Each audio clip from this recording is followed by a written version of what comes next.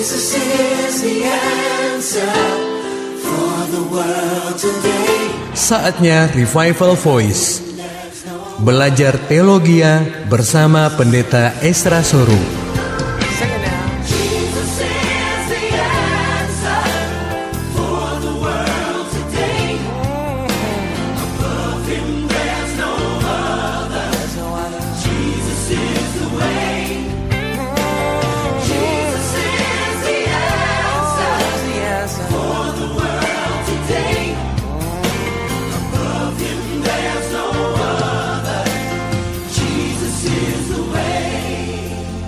Revival Voice.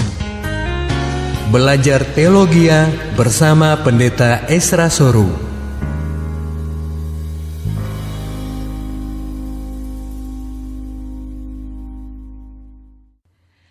SKFM Suara Kupang. Shalom, selamat malam kawan. Dimanapun kawan berada, sekali lagi minta maaf nih karena lagi telat malam ini.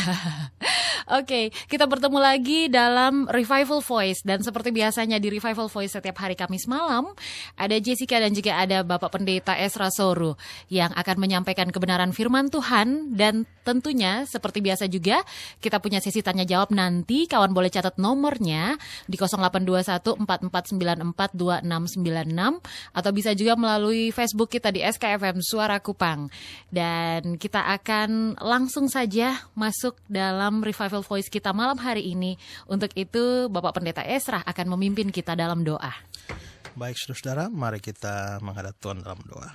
Tuhan, kami datang kepadamu pada malam hari ini. Kami ada dalam program Revival Voice dan kami mau serahkan program ini dalam tangan Tuhan.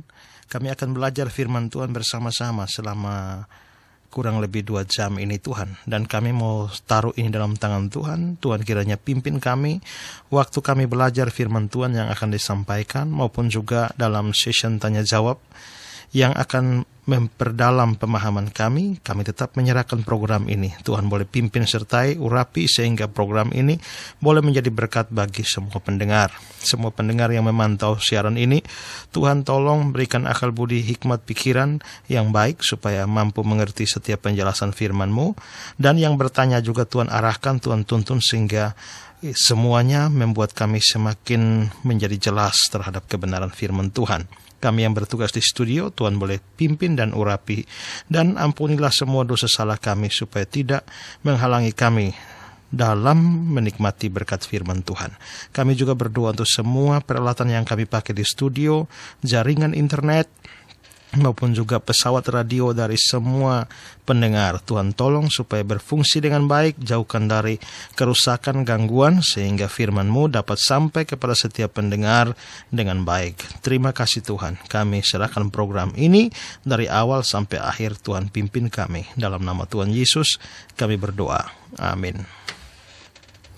Ya, baik kawan, dan kita masih melanjutkan dari minggu lalu, masih dari pengakuan iman rasuli Bapak Pendeta, betul ya? Ya. Iya, dan kita masih melanjutkan dari perkataan minggu lalu ya Pak Pendeta ya? Ya, aku percaya kepada Aku percaya kepada Roh Kudus, betul sekali. Dan silakan Bapak Pendeta Esra. Baik saudara-saudara, minggu lalu sudah saya sampaikan aku percaya kepada Roh Kudus, tapi saya sudah infokan bahwa pembahasan tentang Roh Kudus itu cukup panjang sehingga saya tidak menyelesaikannya pada minggu kemarin. Pada minggu kemarin sudah kita belajar 2 hal pada minggu kemarin terkait dengan Roh Kudus. Saya jelaskan 2 hal, yaitu pertama adalah Roh Kudus itu adalah satu pribadi, dan yang kedua adalah Roh Kudus itu adalah Allah. Itu 2 hal yang sudah kita pelajari, atau boleh saya sebut sebagai poin 1 dan poin 2 yang sudah kita pelajari pada minggu yang lalu. Dan pada hari ini saya akan menambahkan 1 poin lagi, yaitu poin yang ketiga, yaitu hal-hal atau istilah-istilah yang berhubungan dengan Roh Kudus. Nah, kita waktu mengatakan bahwa aku percaya kepada Roh Kudus, kita juga tidak cuma bicara soal percaya kepada pribadi Roh Kudus, tapi juga bicara tentang karya-karya Roh Kudus atau pekerjaan-pekerjaan yang berkenaan dengan Roh Kudus. Dan karena itu maka pada malam hari ini, pada bagian yang ke-13 dari pelajaran kita, kita ini, kita akan bahas hal-hal atau istilah-istilah yang berhubungan dengan Roh Kudus. Dan menurut saya, kita perlu atau penting bagi kita untuk memahami istilah-istilah ini. Karena istilah-istilah yang akan saya jelaskan ini adalah istilah-istilah yang sangat populer di dalam dunia kekristenan, di dalam gereja. Tapi seringkali pemahaman orang terhadap konsep-konsep itu begitu kacau balau, dan orang banyak kali salah mengerti dan lalu memunculkan pengajaran atau praktek yang aneh-aneh terkait dengan Roh Kudus ini, pekerjaan Roh Kudus. Nah, karena itu maka saya akan menjelaskan beberapa istilah atau beberapa terminologi berkaitan dengan Roh Kudus. Nah, yang pertama yang mau saya jelaskan adalah istilah baptisan Roh Kudus. Nah, saudara, kalau kita bicara soal baptisan Roh Kudus, maka ada banyak pandangan atau ada banyak pemahaman yang berkembang, yang beredar di banyak gereja, di banyak persekutuan doa, di banyak kelompok-kelompok Kristen, dan pemahamannya tentang baptisan Roh Kudus itu keliru atau salah. Nah, misalnya, kekeliruannya misalnya adalah bahwa baptisan Roh Kudus itu dianggap bahwa bukan satu peristiwa yang bersamaan dengan kepercayaan seseorang kepada Kristus. Konsep seperti ini mengajarkan bahwa ada gap atau selang waktu antara saat orang percaya kepada Yesus dan saat dia menerima baptisan Roh Kudus. Jadi misalnya begini, orangnya sudah percaya kepada Yesus tahun 2013 misalnya, tapi dia belum dibaptis dengan Roh Kudus. Dia belum menerima baptisan Roh Kudus. Dia baru sudah percaya Yesus pada tahun 2013, tapi bisa jadi tahun 2014 baru dia menerima baptisan Roh Kudus, atau tahun 2015 baru dia menerima baptisan Roh Kudus. Jadi bisa jadi ada orang yang percaya kepada Yesus, tapi dia tidak dibaptis dengan Roh Kudus, atau belum menerima baptisan Roh Kudus. Karena itulah, maka jangan heran kita melihat ada pengkhotbah tertentu, biasanya dalam acara-acara KKR, mereka selalu menantang orang, siapa mau menerima baptisan Roh Kudus, maju, angkat tangan. Nah, seringkali kita dengar begitu, karena mereka berpikir atau mempunyai konsep bahwa orang yang sudah percaya belum tentu sudah menerima baptisan Roh Kudus. Jadi bisa ada gap atau ada selang waktu. Dan lalu mereka mengajarkan bahwa setiap orang Kristen harus mencari baptisan Roh Kudus. Itulah sebabnya setiap kali ada tantangan dari mimbar atau dari panggung KKR, siapa yang mau menerima baptisan Roh Kudus, mereka menggerakkan, mereka mengundang banyak orang peserta KKR untuk lalu maju dan menerima baptisan Roh Kudus. Dan lalu kesalahan berikutnya adalah bahwa tanda bahwa seseorang telah menerima baptisan Roh Kudus adalah dia bisa berbahasa roh. Dan mereka menganggap bahwa yang disebut dengan baptisan Roh Kudus itu adalah Roh Kuduslah yang membaptis kita. Nah, itu pemahaman yang umum, pemahaman yang beredar, yang berkembang di banyak kalangan orang Kristen. Tapi saudara, biar saya katakan bahwa pemahaman semacam ini adalah pemahaman yang salah, pemahaman yang tidak alkitabiah berkenaan dengan baptisan Roh Kudus. Nah, pertama-tama sekarang saya mau jelaskan beberapa hal terkait dengan ini. Pertama adalah bahwa apa sebenarnya yang dimaksudkan dengan baptisan Roh Kudus itu. Nah, yang dimaksudkan dengan baptisan atau baptisan Roh Kudus itu adalah sama dengan penerimaan Roh Kudus. Maksudnya begini, bahwa jikalau seseorang disebut telah menerima baptisan Roh Kudus, artinya atau maksudnya adalah bahwa orang itu telah menerima Roh Kudus. Nah, untuk memahami konsep ini kita misalnya melihat dari Matius pasal yang ketiga ayat 11. Ini adalah kata-kata Yohanes Pembaptis. Aku membaptis kamu dengan air sebagai tanda pertobatan. Tapi dia yang datang kemudian daripadaku lebih berkuasa daripadaku, dan aku tidak layak melepaskan kasutnya. Ia, ini Yesus, akan membaptiskan kamu dengan Roh Kudus dan dengan api. Dia akan membaptiskan kamu dengan Roh Kudus. Jadi ini belum terjadi. Ini baru nubuatan yang disampaikan oleh Yohanes Pembaptis. Yohanes Pembaptis bicara tentang Yesus. Dia akan, bukan sudah. Jadi berarti di sini baptisan Roh Kudus belum terjadi pada waktu Yohanes mengatakan demikian. Ini menunjuk pada satu bentuk future. yang akan datang. Lalu kalau kita melihat di dalam Kisah Para Rasul pasal 1 ayat 5, sesaat sebelum Tuhan Yesus naik ke surga, dia mengatakan begini, sebab Yohanes membaptis dengan air, tapi tidak lama lagi kamu akan dibaptis dengan Roh Kudus. Tidak lama lagi. Nah, ini dibicarakan dalam Kisah Rasul pasal 1. Nah, pertanyaan kita adalah bahwa peristiwa apa yang berkenaan dengan Roh Kudus yang terjadi tidak lama setelah Kisah Rasul pasal 1 ayat 5. Tidak bisa tidak, itu menunjuk pada Kisah pasal 2, di mana peristiwa pada hari Pentakosta, di mana Roh Kudus dicurahkan atau diberikan kepada para rasul.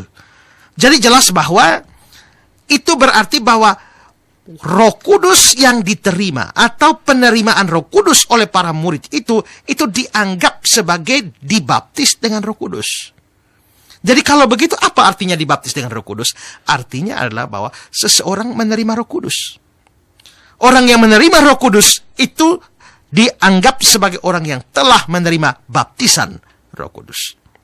Ini kita bisa lihat juga dalam Kisah 11 ayat 15-16. Dan ketika aku mulai berbicara, turunlah Roh Kudus ke atas mereka. Perhatikan di sini katakan, turunlah Roh Kudus ke atas mereka, sama seperti dahulu ke atas kita.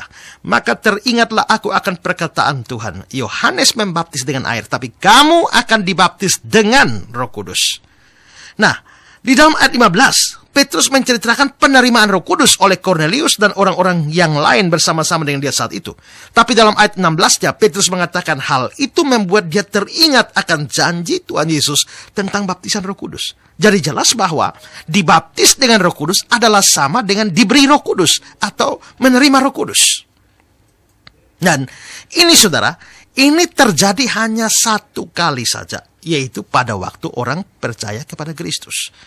Kapan seseorang menerima Roh Kudus? Pada saat dia percaya kepada Kristus. Berarti pada saat orang percaya pada Kristus, saat itulah dia sudah menerima baptisan Roh Kudus. Kalau kita membaca misalnya dalam Efesus 1 ayat 13, di sana dikatakan di dalam dia juga, di dalam dia kamu juga, karena kamu telah mendengar firman kebenaran yaitu Injil keselamatanmu, di dalam dia kamu juga ketika kamu percaya dimeteraikan dengan Roh Kudus. Ketika kamu percaya dimeteraikan dengan Roh Kudus. Kamu dimeteraikan dengan Roh Kudus. Kapan? Ketika kamu percaya. Berarti saudara, orang itu diberikan Roh Kudus, dimeteraikan dengan Roh Kudus sama artinya dengan diberi Roh Kudus. Berarti orang itu diberi Roh Kudus itu pada waktu dia percaya. Dan kalau saya katakan tadi bahwa diberi Roh Kudus atau menerima Roh Kudus itu sama artinya dengan baptisan Roh Kudus, itu berarti bahwa semua orang yang percaya kepada Kristus sebenarnya dia sudah menerima baptisan Roh Kudus. Jadi tidak bisa ada orang yang sudah percaya tapi belum menerima baptisan Roh Kudus. Itu salah. Tidak bisa ada orang percaya tahun 2013 tapi belum menerima baptisan Roh Kudus. Nanti terima baptisan Roh Kudusnya tahun 2014, 2015. Tidak. Saat di mana orang itu percaya, saat itu juga dia menerima Roh Kudus, dan itu berarti saat itu juga dia sudah menerima baptisan Roh Kudus. Dan karena itu saudara-saudara, maka perlu saudara perhatikan bahwa dalam kitab suci tidak pernah ada perintah supaya kita mencari baptisan Roh Kudus. Tidak pernah ada. Yang ada hanya perintah supaya kita percaya Yesus. Mengapa? Karena dengan orang percaya Yesus, dia pasti terima Roh Kudus. Dan kalau dia terima Roh Kudus, sama artinya dengan dia telah dibaptis atau telah menerima baptisan Roh Kudus. Nah, ini hal penting yang perlu saudara sadari. Artinya adalah bahwa kalau saudara sudah percaya Yesus, artinya saudara sudah menerima baptisan Roh Kudus. Karena itu maka jangan saudara sudah percaya, datang KKR 1, saudara maju terima Roh Kudus lagi. Lalu datang lagi KKR kedua lagi, saudara maju lagi terima Roh Kudus lagi. KKR ketiga, saudara maju terima Roh Kudus lagi. Pertanyaan kita adalah bahwa kenapa saudara menerima Roh Kudus lagi padahal saudara sudah diberikan Roh Kudus? Saudara sudah menerima baptisan Roh Kudus. Jadi itu hal kedua yang penting untuk diperhatikan. Lalu, tadi saya jelaskan bahwa ada konsep yang salah yang mengatakan bahwa kalau orang percaya kepada Yesus, maka kalau orang menerima baptisan Roh Kudus, maka orang itu tandanya adalah orang itu berbahasa roh atau mengalami atau bisa berbicara di dalam bahasa roh. Saya tidak menyangkali bahwa orang yang dibaptis dengan Roh Kudus atau orang yang menerima baptisan Roh Kudus bisa berbahasa roh. Saya tidak menyangkali itu. Tapi itu tidak berlaku mutlak. Bahwa ada kasus di mana orang-orang yang menerima Roh Kudus tapi mereka sama sekali tidak berbahasa roh. Kita bisa lihat murid-murid itu berbahasa roh pada waktu mereka menerima baptisan Roh Kudus di Kisah pasal 2 ayat 1 sampai ayat 4. Tapi kalau kita melihat di dalam Kisah 2 ayat 38 dan 39 ayat 41, di sana ada banyak orang yang percaya, ya. Ada banyak orang percaya melalui khotbah Petrus. Nah, Petrus misalnya saya bacakan ayatnya saja. Jawab Petrus kepada mereka, "Bertobatlah dan hendaklah kamu masing-masing memberi dirimu dibaptis dalam nama Yesus Kristus untuk pengampunan dosamu, maka kamu akan menerima karunia Roh Kudus. Sebab bagi kamulah janji itu, bagi anak-anakmu, bagi yang masih jauh, yaitu sebanyak yang akan dipanggil oleh Tuhan Allah kita." Lalu ayat 41 mengatakan, orang-orang yang menerima perkataan itu memberi diri dibaptis, dan pada hari itu jumlah mereka bertambah kira-kira 3.000 jiwa. Jadi ada dari ayat 38, orang-orang itu menjadi percaya, lalu dikatakan dari kata-kata Petrus, mereka akan menerima karunia Roh Kudus. Nah, mereka mendapatkan Roh Kudus, tapi saudara perhatikan baik-baik. Sekalipun mereka itu menerima Roh Kudus atau dibaptis dengan Roh Kudus, tapi mereka sama sekali dari 3.000 orang ini tidak ada yang berbahasa roh. Jadi adalah salah kalau menganggap bahwa semua orang yang menerima baptisan Roh Kudus harus berbahasa roh. Itu salah.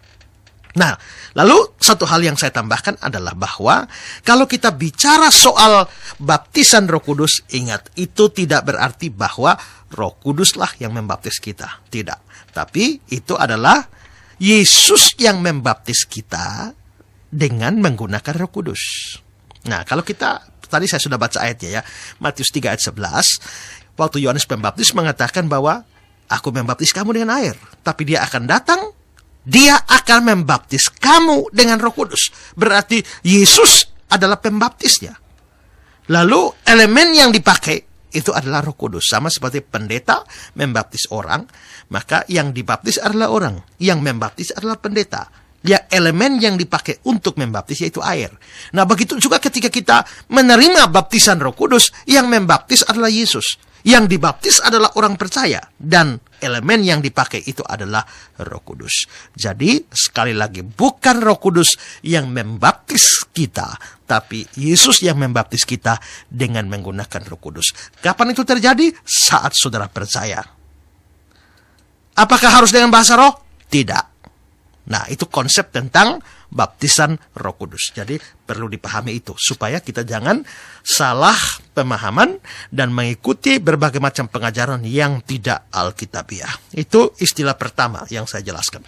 Sekarang istilah kedua yang berkaitan dengan Roh Kudus yang perlu kita ketahui juga adalah kepenuhan Roh Kudus atau penuh dengan Roh Kudus. Nah, pemahaman umum itu biasa mencampur adukan antara baptisan Roh Kudus dengan kepenuhan Roh Kudus. Tapi sebenarnya ini dua hal yang berbeda. Kalau baptisan Roh Kudus itu hanya terjadi satu kali, yaitu saat kita percaya Yesus, kita diberi Roh Kudus, itu hanya terjadi satu kali. Maka kepenuhan Roh Kudus atau penuh dengan Roh Kudus itu bisa terjadi berulang-ulang. Dan itu bisa kita lihat dari pengalaman Petrus, di mana Petrus itu mengalami kepenuhan Roh Kudus itu berkali-kali. Kita lihat bahwa dalam Kisah pasal 2 ayat 4, ketika hari Pentakosta turun, dikatakan penuhlah mereka dengan Roh Kudus. Berarti Petrus juga kan termasuk dalam mereka. Berarti Petrus sudah penuh dengan Roh Kudus di Kisah pasal 2 ayat yang keempat. Tapi kalau kita membaca Kisah 4 ayat 8, dikatakan, maka jawab Petrus penuh dengan Roh Kudus. Penuh lagi. Lalu kalau kita lihat Kisah 4 ayat 31, dan ketika mereka sedang berdoa, goyanglah tempat itu, mereka berkumpul, mereka semua penuh dengan Roh Kudus. Nah, Petrus termasuk di situ. Berarti Petrus ini mengalami kepenuhan Roh Kudus itu lebih dari satu kali. Berarti di sini kita bisa belajar bahwa penuh dengan Roh Kudus itu bisa terjadi berulang-ulang.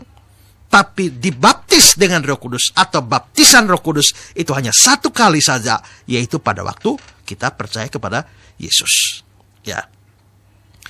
Nah, kalau kita melihat ya di dalam Alkitab bahwa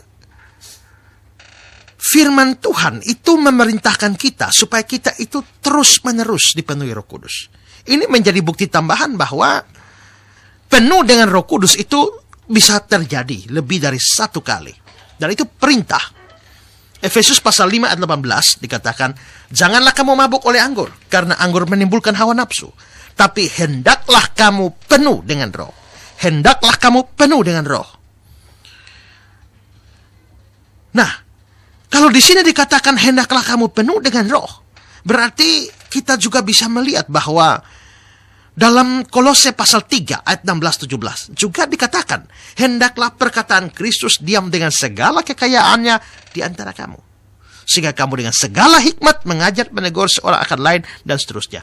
Ada kemiripan sebenarnya antara Efesus 5 ayat 18-20 dan juga Kolose pasal 3 ayat 16-17 kalau saudara baca ayatnya semuanya. Dan kalau kita melihat bahwa kemiripan itu antara hendaklah kamu penuh dengan Roh Kudus di Efesus 5 ayat 15, sedangkan dalam Kolose pasal 3 dibilang hendaklah perkataan Kristus diam dengan segala kekayaannya di antara kamu. Itu berarti bahwa ada hubungan antara perkataan Kristus dengan penuh dengan Roh Kudus. Dan itu berarti bahwa kalau kita ya dikatakan dipenuhi, kalau kita mau dipenuhi dengan Roh, maka kita harus dipenuhi dengan firman. Itu dua hal yang paralel. Kalau kita dipenuhi dengan firman, maka kita juga akan dipenuhi dengan Roh Kudus. Itu istilah yang kedua, berkenaan dengan Roh Kudus. Sekarang istilah yang ketiga, yaitu buah Roh Kudus. Nah, dalam Galatia 5 ayat 22 hingga 23 itu dikatakan buah roh ialah kasih, sukacita, damai sejahtera, kesabaran, kemurahan, kebaikan, kesetiaan, kelemah lembutan, penguasaan diri. Di sini saya tidak merasa tidak perlu untuk menjelaskan satu persatu dari buah roh ini, tapi yang ingin saya tekankan adalah bahwa buah di sini itu bicara soal karakter kita. Pada waktu kita percaya Yesus, kita menerima baptisan Roh Kudus atau menerima Roh Kudus. Jikalau Roh Kudus itu ada di dalam diri kita, maka Roh Kudus itu akan menghasilkan perbuatan-perbuatan atau yang disebut sebagai buah yang merupakan hasil pekerjaan dari Roh Kudus. Nah, menarik bahwa perbuatan-perbuatan manusia itu digambarkan sebagai buah. Dan buah itu, kalau saudara tanam pohon, itu lalu muncul buah. Tidak bisa saudara langsung tanam pohon besok, malam ini, besok pagi ada buah. Tidak. Atau saudara lihat hari ini buahnya masih kecil, tahu-tahu besok saudara lihat buahnya sudah besar. Tidak bisa saudara. Buah itu muncul perlahan-lahan, sedikit demi sedikit. Bahkan kalau saudara lihat dari hari ke hari, kelihatannya tidak ada beda. Tapi kalau dibiarkan, saudara akan lihat dia membesar. Demikian juga dengan karakter atau buah kehidupan kita. Tidak ada orang yang dia langsung karakternya berubah secara total, secara sempurna. Tidak. Tapi dari hari ke hari dia terus bertumbuh, dia terus berkembang, sampai akhirnya dia mencapai suatu standar yang jauh lebih baik daripada waktu-waktu yang kemarin. Nah, buah Roh Kudus ini harus ada dalam orang percaya. Karena itu bukti iman seseorang.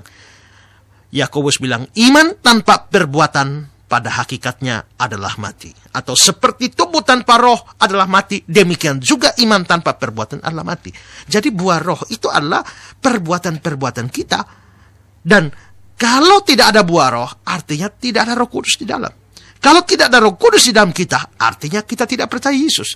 Belum percaya Yesus. Kalau kita belum percaya Yesus, maka kita bukan orang Kristen. Jadi kalau saudara betul-betul orang Kristen, maka pasti akan keluar buah roh ini. Ya, itu istilah ketiga. Lalu istilah keempat yang mau saya jelaskan adalah karunia-karunia Roh Kudus. Ya. Kalau kita melihat daftar kitab suci dalam ayat-ayat yang berbicara karunia. Karunia itu sebenarnya adalah pemberian atau kemampuan khusus yang Tuhan berikan kepada orang percaya untuk dilengkapi dengan sesuatu untuk dia bisa berguna bagi tubuh Kristus. Tubuh Kristus di sini adalah gereja Tuhan. Nah, Tuhan melengkapi atau Roh Kudus melengkapi orang percaya itu dengan kemampuan-kemampuan tertentu. Nah, kemampuan apa saja? Kalau kita melihat dalam 1 Korintus pasal 12, mulai ayat yang ke-8 dikatakan, sebab kepada yang seorang Roh memberikan karunia untuk berkata-kata dengan hikmat. Kepada yang lain, Roh yang sama memberikan karunia berkata-kata dengan pengetahuan. Kepada yang seorang Roh memberikan iman. Kepada yang lain dia memberikan karunia untuk menyembuhkan. Kepada yang seorang Roh memberikan kuasa untuk mengadakan mujizat. Dan kepada yang lain dia memberikan karunia untuk bernubuat. Dan kepada yang lain lagi dia memberikan karunia membedakan bermacam-macam roh. Kepada yang seorang dia memberikan karunia berkata-kata dengan bahasa roh. Dan kepada yang lain dia memberikan karunia untuk menafsirkan bahasa roh itu. Tapi semuanya dikerjakan oleh Roh yang satu yang sama, yang memberikan karunia kepada tiap-tiap orang secara khusus seperti yang dikehendakinya. Lalu ayat 29-nya mengatakan, ayat 28, dan Allah telah menetapkan beberapa orang dalam jemaat. Pertama sebagai rasul, kedua sebagai nabi, ketiga sebagai pengajar. Selanjutnya mereka yang mendapat karunia untuk mengadakan mujizat, menyembuhkan, untuk melayani, untuk memimpin, dan untuk berkata-kata dalam bahasa roh. Adakah mereka semua rasul atau nabi atau pengajar? Adakah mereka semua mendapat karunia untuk mengadakan mujizat, untuk menyembuhkan, untuk berkata-kata dalam bahasa roh, atau menafsirkan bahasa roh? Nah, dari ayat ini saudara, maka kita bisa lihat bahwa memang untuk orang percaya, Roh Kudus memberikan karunia tertentu yang menyebabkan orang itu bisa melayani Tuhan. Dan setiap orang Kristen harus melayani sesuai dengan karunia yang ada pada dia. Dan itu dijelaskan dalam Roma pasal yang ke-12 ayat yang ke-6 dan ayat yang ke-8. Jadi sebenarnya tidak ada orang percaya yang tidak punya karunia. Semua orang itu mempunyai karunia. Tapi tidak ada karunia yang wajib dimiliki oleh semua orang. Tidak ada. Nah, banyak orang bilang, kalau kita ini dipenuhi Roh Kudus, maka kita mesti bahasa roh. Mereka tidak sadar bahwa bahasa roh itu status di dalam Alkitab adalah karunia. Jikalau itu karunia, maka itu tidak harus dimiliki oleh semua orang. Tapi ada orang-orang tertentu yang kacau pemahamannya. Lalu mereka mewajibkan semua orang Kristen untuk berbahasa roh. Dan kalau orang tidak bahasa roh, mereka paksa atau mereka berusaha melatihnya atau merangsangnya supaya bisa bicara bahasa roh. Itu sesuatu yang salah. Kenapa? Karena itu kalau tidak dikaruniakan, itu kan karunia. Kalau tidak dikaruniakan, ya tidak bisa. Dibuat bagaimanapun tidak bisa. Ya, jadi ingat bahwa setiap orang percaya pasti punya minimal satu karunia. Tapi tidak ada orang yang mendapatkan seluruh karunia. Nanti dia menjadi sombong. Ya, tapi tidak ada karunia juga yang harus dimiliki oleh setiap orang. Ya, saya sendiri jelas punya beberapa karunia, tapi saya tidak punya karunia-karunia yang lain. Saya tidak punya karunia untuk menyembuhkan. Saya tidak punya karunia untuk membuat mujizat. Saya tidak punya karunia bahasa roh atau menafsirkan bahasa roh. Tapi saya punya karunia untuk mengajar, punya karunia untuk memberitakan firman Tuhan, untuk memimpin dan sebagainya. Ya, jadi tapi saya tidak punya semua. Ya, dan tapi juga tidak semua orang punya seperti saya. Demikian juga tidak semua orang punya bahasa roh. Tidak semua orang punya karunia untuk menafsirkan bahasa roh dan sebagainya. Jadi masing-masing orang dengan karunianya sendiri-sendiri. Sekarang yang kelima, yaitu soal bahasa roh. Ya, tadi sudah saya singgung ya. Dan saya kira saya sudah jelaskan tadi bahwa bahasa roh itu adalah karunia roh. Dan juga saudara ya, kalau kita memperhatikan sekarang ini ada banyak orang begitu mengagung-agungkan bahasa roh. Seolah-olah kalau dia punya karunia bahasa roh maka dia paling rohani. Seolah-olah dia paling dekat dengan Tuhan dan hebat karena punya Roh Kudus di dalam dirinya. Dia dipenuhi Roh Kudus. Tapi menurut saya itu salah, saudara. Mengapa? Kalau kita mau bicara sebenarnya justru karunia berbahasa roh itu sebenarnya adalah bukan karunia yang terutama. Kalau saudara membaca dalam 1 Korintus pasal 14, seluruh pasal itu, saudara akan melihat bahwa di situ sebenarnya Paulus sementara menempatkan karunia bahasa roh itu ada di bawah karunia bernubuat. Karunia bernubuat itu termasuk di dalamnya adalah karunia untuk memberitakan firman. Jadi memberitakan firman atau memberitakan nubuat itu jauh lebih penting daripada berbicara bahasa roh. Karena itu dimulai di ayat 1 dari 1 Korintus pasal 14 itu Paulus mengatakan, kejarlah kasih, usahakanlah dirimu memperoleh karunia-karunia roh, terutama karunia untuk bernubuat. Mengapa? Karena karunia bernubuat itu berkaitan dengan memberitakan firman. Berarti karunia bahasa roh itu bukan karunia yang terutama. Lalu di dalam ayat 2 Paulus mengatakan, siapa yang berkata-kata dengan bahasa roh, dia tidak berkata-kata kepada manusia, tapi kepada Allah. Sebab tidak ada seorang pun yang mengerti bahasanya. Sebab roh itu mengucapkan hal-hal yang rahasia. Tapi siapa yang bernubuat, dia berkata-kata kepada manusia. Dia membangun, menasihati, dan menghibur. Jadi di sini, nubuat itu lebih penting dari bahasa roh. Kenapa? Karena kalau bernubuat, maka dia bisa membangun orang lain, dia bisa menasihati orang lain, dia bisa menghibur orang lain. Tapi kalau dia bahasa roh, dia paling membangun dirinya sendiri. Sedangkan tujuan diberikan karunia-Nya adalah supaya orang Kristen bisa melayani. Lalu ayat 4 mengatakan, siapa yang berkata-kata dengan bahasa roh, dia membangun diri sendiri. Tapi siapa bernubuat, dia membangun jemaat. Maka di sini jelas, bernubuat itu jauh lebih penting daripada berbahasa roh. Tapi banyak orang lebih suka bahasa roh, apalagi bahasa roh yang aneh-aneh, bahasa roh yang tidak alkitabiah. Nah, lalu mereka mengabaikan pemberitaan firman. Padahal di sini nubuat ditekankan lebih penting daripada bahasa roh. Ya, dan saya kira saudara bisa baca seluruh 1 Korintus pasal 14. Saudara akan melihat bahwa bahasa roh direndahkan, tapi nubuat ditinggikan. Selain itu saudara, bahwa bahasa roh ini adalah karunia yang rendah sebenarnya. Ya, karunia yang dianggap tidak terlalu penting itu ditempatkan di bagian akhir dalam semua daftar karunia dalam kitab suci. Saudara silakan saja baca 1 Korintus 12 ayat 7 sampai ayat yang ke-10. Itu di sana dikatakan tentang daftar karunia-karunia. Karunia-karunia yang lain itu dibicarakan pertama. Tapi bagian akhirnya, dua karunia yang terakhir, itu adalah bahasa roh dan juga menafsirkan bahasa roh. Itu ditempatkan urutan paling bawah. Juga dalam daftar karunia di dalam 1 Korintus 12 ayat 28 sampai ayat yang ke-30. Lagi-lagi bahasa roh dan menafsirkan bahasa roh itu ditempatkan paling akhir. Sehingga menganggap bahwa karunia bahasa roh adalah karunia yang paling utama, itu jelas adalah suatu pemahaman yang salah. Nah, di sini saya perlu menambahkan satu hal, bahwa terlalu banyak gereja, terlalu banyak persekutuan yang tidak memahami konsep ini dengan baik, sehingga dalam penggunaan bahasa roh dalam ibadah, kita bisa lihat bahwa mereka memakainya secara salah tanpa peduli terhadap peraturan firman Tuhan terkait dengan bahasa roh. Bagaimana Alkitab memberikan peraturan penggunaan bahasa roh dalam ibadah? Itu ada di 1 Korintus pasal 14 ayat 27 dan 28. Jika ada orang yang berkata-kata dengan bahasa roh, biarlah 2 atau sebanyak-banyaknya 3 orang. Seorang demi seorang, dan harus ada seorang lain untuk menafsirkannya. Jika tidak ada seorang yang dapat menafsirkannya, hendaklah mereka berdiam diri dalam pertemuan jemaat dan hanya boleh berkata-kata kepada dirinya sendiri kepada Allah. Jadi terlihat ada 3 syarat. Pertama, yang berbahasa roh itu maksimal 2 atau 3 orang. Tapi hari ini, satu gereja bisa bahasa roh semua. Padahal Alkitab bilang 2 atau 3. Syarat kedua adalah orang yang berbahasa roh itu harus satu persatu, bicara satu persatu. Tapi atau dengan kata lain, bicara bergiliran.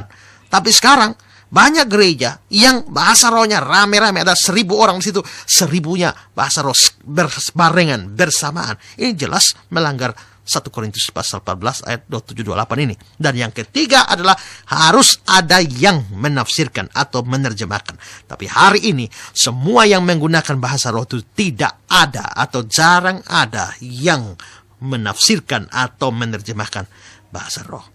Zaman sekarang, peraturan tentang penggunaan bahasa roh ini dilanggar atau diinjak habis-habisan oleh begitu banyak persekutuan dan gereja, dan bahkan dalam KKR. Dan menurut saya, ini adalah sesuatu yang salah. Sekarang, yang keenam yang mau saya bahas, yang terakhir adalah soal tumbang dalam roh. Nah, ini kita biasa lihat di dalam acara KKR. Kalau ada KKR, orang maju banyak-banyak, oleh pendeta tumpangi tangan lalu jatuh gemetaran seperti orang pingsan, dan lalu diklaim sebagai itu adalah pekerjaan Roh Kudus. Saudara, ini tidak pernah ada dalam kitab suci ya. Orang mendapatkan Roh Kudus lalu kejang-kejang, lalu jatuh, menggelepar-menggelepar seperti orang sakit ayan. Tidak pernah ada dalam kitab suci seperti itu. Memang mereka pergunakan sejumlah ayat untuk mendukung itu, tapi jelas bahwa menurut saya ayat-ayat itu mereka putar balikan sehingga menjadi lain dari maksudnya. Memang dalam kitab suci ada orang-orang yang jatuh atau rebah atau pingsan ketika ada ya, tapi mereka bukan pingsan, bukan rebah karena terima Roh Kudus. Ada yang karena ketakutan, ya, mereka bisa pingsan. Atau tidak kuat, mereka bisa pingsan, tapi bukan karena menerima Roh Kudus. Tidak ada orang terima Roh Kudus lalu kejang-kejang, kehilangan kesadaran, tidak. Dalam kitab suci, Tuhan atau Roh Kudus tidak pernah membanting-banting anaknya. Kalau ada satu oknum yang suka atau sering membanting orang sampai mulutnya berbusa, itu adalah setan. Ya, kalau kita baca dalam Matius pasal 7 ayat 15, 17 ayat 15, ya dikatakan, Tuhan kasihanilah anakku, ia sakit ayan dan sangat menderita. Dia sering jatuh ke dalam api dan sering ke dalam air. Lalu Markus pasal 7 ayat yang ke-25, 27. Ketika Yesus melihat orang banyak makin datang berkerumun, dia menegur roh jahat itu dengan keras, katanya, hai kau roh yang menyebabkan orang menjadi bisu dan tuli. Aku memerintahkan engkau, keluarlah daripada anak itu, jangan memasukinya lagi. Lalu keluarlah roh itu sambil berteriak menggoncang-goncang anak itu dengan hebatnya. Anak itu kelihatannya seperti orang mati, sehingga banyak orang berkata, dia sudah mati. Tapi Yesus memegang tangan anak itu dan membangunkannya. Lalu ia bangkit berdiri. Saudara bisa baca juga dalam Lukas 9 ayat 38 sampai ayat 43. Karena itu saudara, saya lebih percaya bahwa orang-orang yang gemetaran dan pingsan jatuh-jatuh di dalam acara-acara KKR itu, menurut saya itu lebih cocok orang kerasukan setan ketimbang orang yang menerima atau dipenuhi dengan Roh Kudus. Karena itu saudara ya, kalau itu terjadi di sekitar saudara, misalnya saudara hadir dalam satu KKR, tahu-tahu ada orang rebah-rebah jatuh-jatuh, saudara mesti berdoa supaya Tuhan melindungi saudara maupun juga orang-orang lain dari pekerjaan setan. Juga saudara hati-hati terhadap hamba Tuhan yang bisa membuat orang pingsan. Ya, mereka mungkin sekali nabi palsu yang menggunakan kuasa gelap supaya dianggap sakti sehingga mereka dipercaya dan diikuti oleh banyak orang. Juga hati-hati terhadap orang yang jatuh-jatuh itu. Kalau orang itu betul-betul orang Kristen, menurut saya tidak mungkin setan menjatuhkan dia. Bahwa dia bisa dijatuhkan oleh kuasa gelap, sangat mungkin dia bukan orang Kristen sejati, tapi dia cuma orang Kristen KTP saja. Anehnya saudara, sekarang orang-orang yang jatuh-jatuh dan rebah itu merasa diri lebih rohani daripada orang lain karena mendapatkan Roh Kudus. Itu pemahaman yang salah, ya, itu pemahaman yang keliru. Dan karena itu maka marilah kita sungguh-sungguh kembali kepada firman Tuhan, kembali pada kebenaran, dan belajar sungguh-sungguh supaya kita tidak gampang dipengaruhi dengan pengajaran dan juga pemahaman yang bengkok dan yang miring, yang menyimpang dari firman Tuhan. Nah, itu kira-kira 6 istilah yang terkait dengan pekerjaan Roh Kudus yang sering kali kita dengar, tapi saya jelaskan berdasarkan kebenaran firman Tuhan supaya kita bisa mengerti kebenarannya. Nah, biarlah apa yang saya bagikan ini menjadi berkat bagi saudara. Tuhan memberkati. Iya, terima kasih Bapak Pendeta Esra yang sudah menyampaikan kebenaran firman Tuhan. Dan kawan, seperti biasa kita membuka SMS 082144942696 untuk kawan yang ingin bertanya. Nah, mungkin kawan sudah ketahui bersama bahwa pada hari Selasa kemarin di GKIN Revival, tempat di mana Bapak Pendeta Esra melayani, mengadakan satu KKR tanya jawab yang khusus pada waktu itu ada sesi tanya jawabnya. Jadi tidak hanya ada firman Tuhan yang dibawakan oleh Bapak Pendeta Esra pada hari Selasa kemarin, tapi juga ada sesi tanya jawab. Pada waktu sesi tanya jawab yang live di Suara Kupang hari Selasa kemarin, ada sekitar kurang lebih 92 pertanyaan yang tidak terjawab. Nah, mungkin ada di antara kawan yang mendengarkan saat sekarang ini, termasuk di antara orang-orang atau kawan-kawan yang mengirimkan 92 SMS tersebut yang tidak sempat terjawab. Nah, ini saatnya untuk kawan mengirimkan kembali SMS, dan SMS itu akan dijawab oleh Bapak Pendeta Esra langsung saat ini juga. Ya, dan sesaat lagi kita akan masuk dalam sesi tanya jawab. Namun sebelumnya Jessica mau puterin satu lagu dari miliknya Joy Tobing untuk kawan semuanya, dan setelah itu kita akan kembali dalam sesi tanya jawab. Dan kita mengawali sesi tanya jawab kita malam hari ini. Kawan yang sudah meng-SMS di 082144942696, Jessica akan langsung saja untuk membacakan satu persatu SMS yang sudah masuk. Karena sudah cukup banyak SMS yang masuk ini, mudah-mudahan bisa habis semuanya terjawab oleh Bapak Pendeta Esra malam ini ya. Dan kita langsung ke SMS yang pertama. Selamat malam Bapak Pendeta, saya mau minta ayat eksplisit yang menyatakan bahwa saat sekarang ini sudah boleh makan binatang yang haram atau yang tidak memamah biak seperti babi dan lain-lain Bapak Pendeta.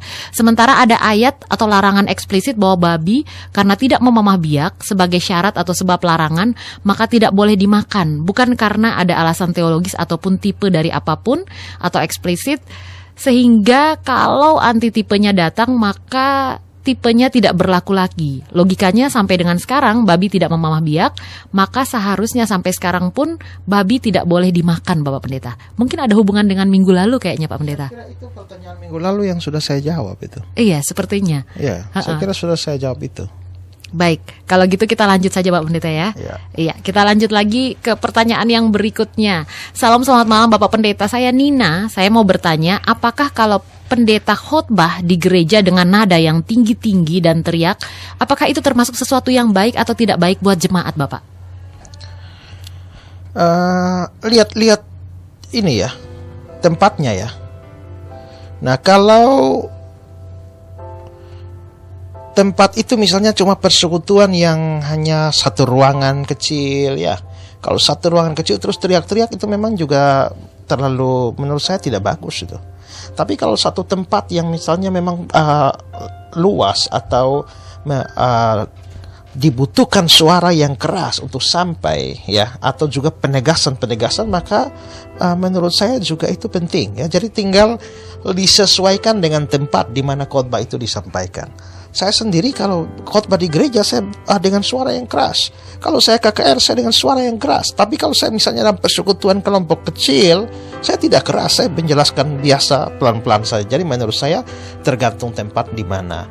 Nah, kalau itu satu tempat yang lagi pula menurut saya bahwa kalau kita bicara tanpa intonasi itu sesuatu yang membosankan sebenarnya. Memang sebenarnya bahwa di dalam homiletika atau ilmu berkhotbah itu ada teknik untuk menyampaikan, menyampaikan atau bersuara ya.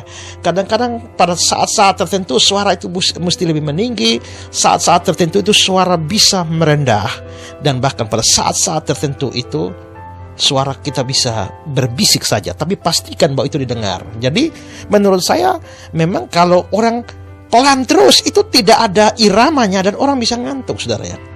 Tapi kalau itu keras terus, nah maka itu memang iramanya tidak ada. Maka memang perlu variasi, itu dalam ilmu homiletika begitu.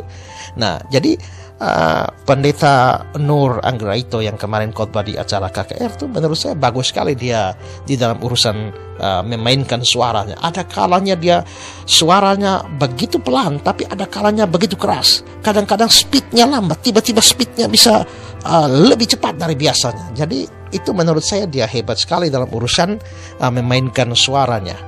Nah, saya sendiri pernah berkhotbah ya. Setelah saya berkhotbah dengan keras, saya khotbah dengan tema, saya pernah memulai satu khotbah dengan begini. Hari ini kita akan mendengarkan khotbah dengan tema jangan tamak.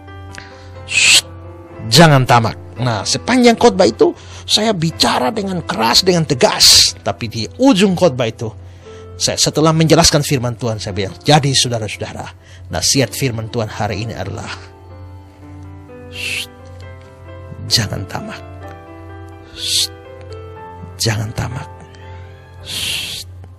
Jangan tamak. Nah, jadi sampai berbisik ya. Maksudnya adalah itu pesan itu masuk ke dalam pikiran, masuk ke dalam hati orang. Jadi menurut saya tergantung sikonnya, tergantung tempatnya, dan bagaimana kita mengatur sedemikian rupa supaya dalam hal bersuara itu bisa ada hal-hal tertentu yang mendapatkan tekanan khusus sehingga membuat khotbah itu menarik. Ya. Iya, baik, itu dia penjelasan dari Bapak Pendeta. Dan kita lanjut lagi ke SMS yang berikutnya. Selamat malam kakak, saya ingin bertanya, apakah orang yang dibaptis selam sudah dibaptis dengan Roh Kudus, Bapak Pendeta? Loh, kalau sekarang masalahnya, dia itu waktu dibaptis selam itu dia percaya Yesus atau tidak? Dia sudah sungguh-sungguh percaya Yesus atau tidak? Sungguh-sungguh beriman atau tidak? Maksud saya adalah dia sungguh-sungguh beriman kepada Yesus sebagai Tuhan dan Juru Selamat atau tidak. Nah, kalau orang itu tidak, biar dia dibaptis selam, tapi dia tidak percaya Yesus sebagai Tuhan dan Juru Selamat, ya artinya dia hanya dibaptis dengan air, tapi dia belum menerima baptisan Roh Kudus. Penerimaan baptisan Roh Kudus itu hanya terjadi pada saat orang sudah percaya Yesus. Pada saat dia percaya Yesus, saat itulah dia menerima baptisan Roh Kudus, di mana dia dibaptis oleh Yesus dengan Roh Kudus. Iya, baik. Kita lanjut lagi ke SMS yang berikutnya. Salam, selamat malam Bapak Pendeta. Ini dengan Risna di TDM 1. Saya ingin bertanya Bapak, maaf, ada yang mengatakan bahwa kitab Kejadian itu merupakan mitos karena tidak ada orang yang bisa menceritakan sejarahnya. Mungkin maksudnya membuktikan. Saya tidak setuju dengan pernyataan ini karena adanya kitab Kejadian membuat kita tahu tentang penciptaan dan juga tentang bahwa kita adalah segambar dan serupa dengan Allah. Mungkin minta penjelasannya. Ya, itulah pemahaman teologi yang namanya teologi liberal. Teologi liberal itu percaya bahwa Kejadian 1 sampai Kejadian 11 itu adalah mitos. Nah, tapi lagi-lagi saudara, maka ini teologi liberal memang mereka punya asumsi dasar yang tidak mempercayai kitab suci atau Alkitab sebagai firman Allah. Itu problemnya. Dan mereka mendatangi Alkitab seperti buku biasa, dan karena itu mereka dengan gampangnya mengatakan bahwa itu mitos, itu dongeng dan sebagainya. Dan bapak dari teologi liberal, ya, bapak dari teologi liberal yaitu Rudolf Bultmann, itu seorang teolog dari Jerman. Dia mempunyai pemahaman bahwa terutama terhadap Injil-Injil, dia mengatakan bahwa Injil-Injil itu sebenarnya itu adalah dongeng-dongeng. Tapi dongeng itu, di dalam dongeng-dongeng itu ada kebenaran. Bahwa itulah cara orang dulu menyampaikan kebenaran, yaitu dengan membungkusnya dengan sejumlah mitos. Ya, membungkusnya dengan sejumlah mitos. Misalnya begini, bahwa karena atau supaya anak-anak itu tidak melawan orang tua, tidak kualat terhadap orang tua, maka dibuatlah satu cerita tentang malin kundang. Nah, cerita malin kundang itu mempunyai pesan moral. Pesan moralnya adalah bahwa anak tidak boleh kualat terhadap orang tua. Tapi apakah si malin kundang itu memang satu tokoh historis yang pernah hidup di sejarah di dalam dunia ini? Tidak pernah ada. Itu cuma dongeng. Tapi dongeng itu mempunyai pesan moral, yaitu bahwa anak tidak boleh kualat. Nah, si Rudolf Bultmann ini mengatakan demikian juga dengan cerita-cerita Alkitab. Sebenarnya itu adalah dongeng, itu adalah mitos, tapi mitos itu membungkus kebenaran. Maka tugas dari seorang Kristen adalah bagaimana dia mendapatkan kebenaran itu dan membuang dongengnya. Ya, maka si Bultmann itu menawarkan satu program yang namanya demitologisasi, yaitu bagaimana dalam tanda petik mengupas mitos-mitos itu dan menarik kebenaran. Sehingga Bultmann misalnya mengatakan, kalau kita baca dalam Alkitab Yesus bangkit dari antara orang mati, itu mitos. Tapi kebenaran yang dibungkusnya adalah bahwa orang benar itu pasti menang. Sama seperti Yesus yang sekalipun dibunuh, dia bangkit dari antara orang mati. Tapi cerita bahwa Yesus bangkit itu hanya mitos. Nah, itu bapaknya teologi liberal. Nah, orang-orang mayoritas sekolah-sekolah itu adalah sekolah-sekolah teologi, itu adalah sekolah-sekolah liberal. Nah, yang dari aliran mainstream itu adalah orang-orang dan teolog-teolog liberal yang tidak menghargai kitab suci. Dan karena itu maka mereka juga menganggap bahwa kitab Kejadian 1, terutama 1 sampai 11, pasal 1 sampai pasal 11 itu adalah dongeng. Nah, kalau alasannya tidak ada orang yang menjadi saksi mata, ya memang karena mereka mengeluarkan suatu paham adikodrati dari pikirannya. Kalau memang tidak ada yang saksi mata, tidak bisakah Tuhan memberitahu kepada orang yang tidak hadir untuk mencatat? Dan itulah yang kita percaya. Ya, yang kita percaya bahwa seperti kata 2 Timotius pasal 3:16, segala tulisan diilhamkan oleh Allah Jadi biarpun Musa yang menulis kitab Kejadian belum lahir pada waktu itu, tapi Allah bisa menyatakannya kepada Musa. Lalu Musa mencatat, lalu kita terima. Jadi tidak ada sesuatu yang aneh menurut saya kalau dianggap seperti itu. Tidak dianggap sebagai menerima kitab Kejadian, tapi menganggapnya sebagai suatu dongeng.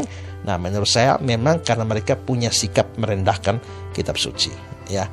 Jadi itu memang namanya teologi liberal. Tidak usah percaya aliran seperti itu, ya. Aliran seperti itu kebanyakan merendahkan dan menghina Alkitab. Iya. Baik, kita lanjut lagi. Selamat malam Bapak Pendeta. Ada hamba Tuhan yang kalau seandainya orang sakit dan meminta untuk didoakan, menurut petunjuk yang diberikan dalam doa, hamba Tuhan tersebut berkata bahwa ada roh leluhur dari orang sakit itu yang marah.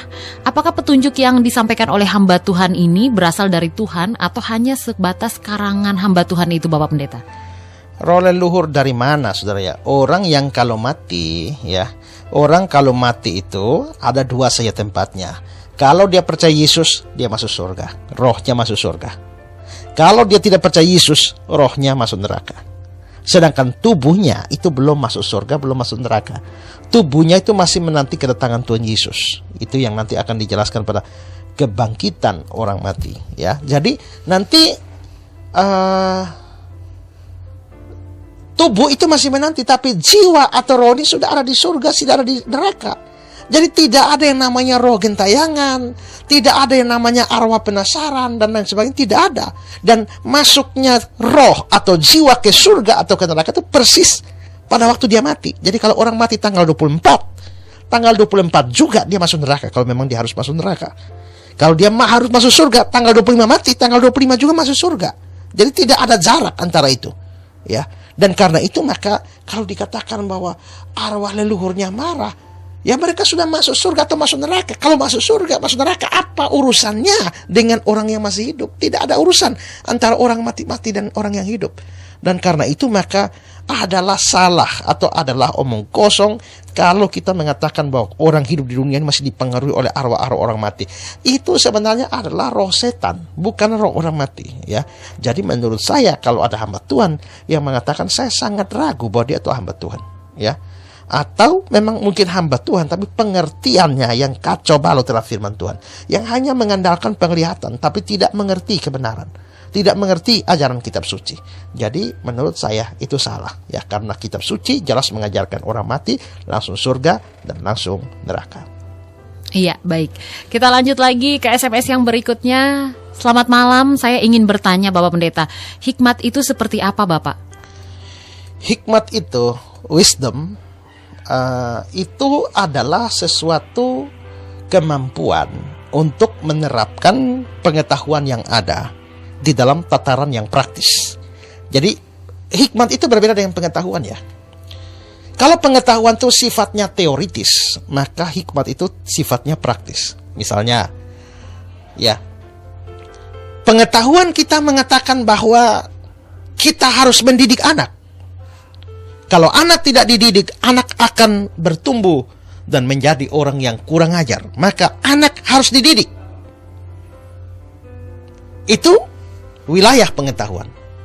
Tapi bagaimana mendidik anak itu wilayah hikmat.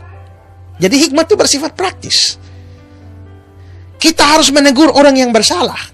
Itu pengetahuan. Tapi bagaimana kita menegur orang yang bersalah? Bagaimana caranya menegur supaya teguran kita itu bisa diterima dengan baik dan itu memperbaharui orang itu adalah hikmat.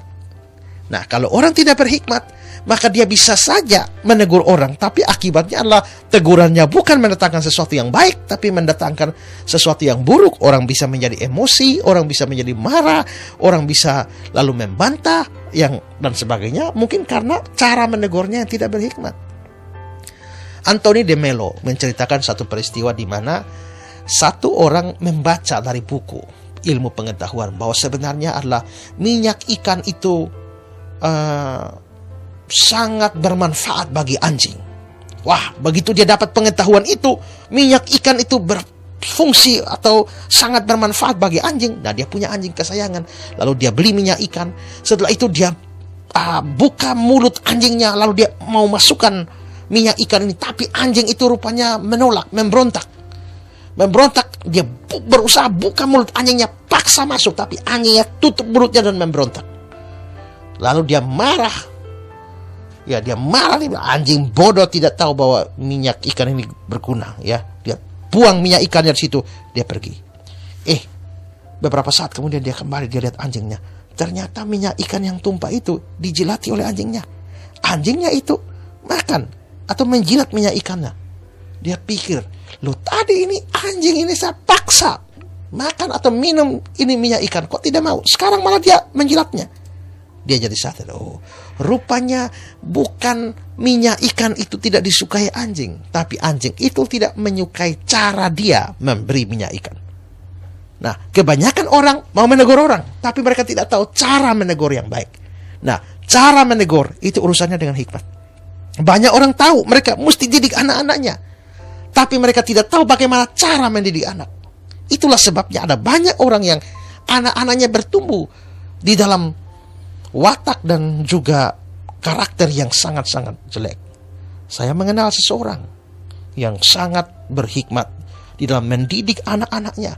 Bagaimana dia mendidik anak-anaknya supaya kalau makan, maka makanan mesti habis. Tidak boleh ada sisa makanan. Jikalau anak-anaknya berkelahi, bagaimana cara dia panggil anak-anaknya, lalu dia suruh mereka harus berpelukan, harus berdoa bersama, saling cium, dan sebagainya. Dia mengajar anaknya, kalau kakak begini, maka adik mesti begini. Kalau adik dipukul, maka kakak mesti melindungi adik, dan sebagainya. Dia melatih mereka sedemikian rupa. Kalau anaknya bersalah, maka dia panggil, tanya, sudah tahu salahnya? Sekarang kalau sudah tahu, minta maaf. Anaknya diajar bagaimana kalau bersalah harus minta maaf. Menurut saya itu hikmat. Nah, jadi di sini hikmat lebih kepada sesuatu yang bersifat praktis. Nah, tapi hikmat tidak terlepas dari pengetahuan. Karena hikmat itu adalah kemampuan mempraktekkan pengetahuan. Kalau begitu orang tidak punya pengetahuan, dia tidak bisa berhikmat. Maka kalau orang punya pengetahuan, dia belum tentu berhikmat.